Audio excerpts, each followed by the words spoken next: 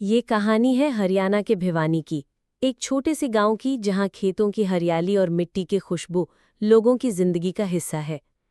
इसी गांव में रहती थी मनीषा। उसका चेहरा भोला और आंखों में मासूमियत साफ छलकती थी। मनीषा गांव के बच्चों को पढ़ाया करती थी।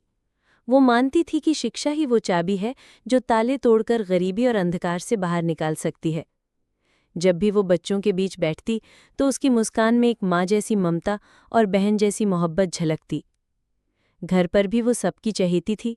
माँ बाप के साथ बैठकर रोटियां सेकना, बहन के साथ हंसना और परिवार के दुख सुख बांटना ही उसकी दुनिया थी। उसका सपना था कि वो बच्चों को पढ़ाकर गांव का नाम रोशन करे और माता पिता का सिर गर्व से ऊंचा करे। लेकिन किस्मत को कुछ और ही मंजूर था। एक शाम जब सूरज ढल रहा था और गांव की गलियां सुनसान होने लगी थी, मनीषा साइकिल पर अपने घर लौट रही थी। वो जरा डरी सहमी थी, मानो दिल को कोई अनहोनी का एहसास हो रहा हो। और फिर अंधेरे की ओट में कुछ दरिंदों ने उस पर हमला कर दिया। गांव की तंग गली में, जहां कोई मदद के लिए मौजूद न था, उसकी चीखें हवा में गूंजकर रह गईं।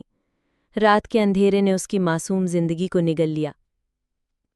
सुबह होते ही खेतों में उसकी लाश मिली।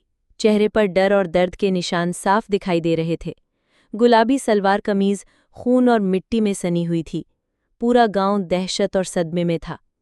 परिवार पर तो मानो आसमान ही टूट पड़ा। माँ ने रोते रोते अपने दिल का चैन खो दिया। पिता की आंखों से आंसू रुकने का नाम ही नहीं ले रहे थे। बहन का रो रोकर बुरा हाल था। पूरे गांव में मातम छा गया। लेकिन ये सिर्फ मातम नहीं था, ये गुस्सा भी था। लोग इकट्ठा हुए, हाथों में बैनर और तख्तियां लेकर सड़क पर उतर आए। नारे गूंजने लगे, मनीषा को न्याय दो, दरिंदों को फांसी दो। गांव के बच्चे, औरतें और बूढ़े सब साथ खड़े थे। तो आप लोगों से निवेदन है कि इस वीडियो को ज़्यादा से ज़्यादा शेयर करें, क्योंकि मनीषा भिवानी को न्याय दिलाना है। ऐसा न्याय नहीं हो सकता। अगर ये अन्याय आज एक बेटी के साथ हुआ है तो कल किसी भी बेटी के साथ हो सकता है।